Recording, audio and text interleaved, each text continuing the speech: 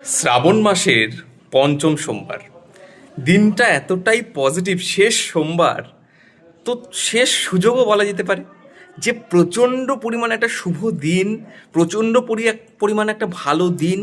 এই দিন যদি তোমরা এই ছোট্ট উপায়টা করো, যে উপায়টার কথা আমি বলবো, তোমাদের জীবনে এত পরিমাণে অর্থ আসবে, তোমাদের ঘর জাস্ট ভরে যাবে।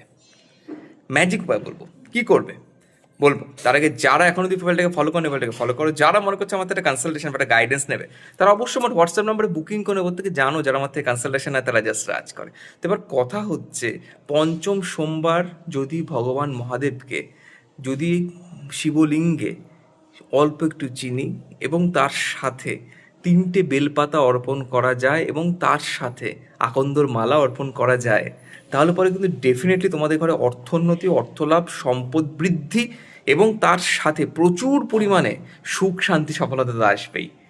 করে দেখো, দারুণ থেকে দারুণ রেজাল্ট অবশ্যই হয়। ভিডিওটাকে যত পারো তত শেয়ার করো, প্রোফাইলটাকে ফলো রাখো এবং কমেন্টে হর হর মহাদেব অবশ্যই লিখে দাও। Thank you so much.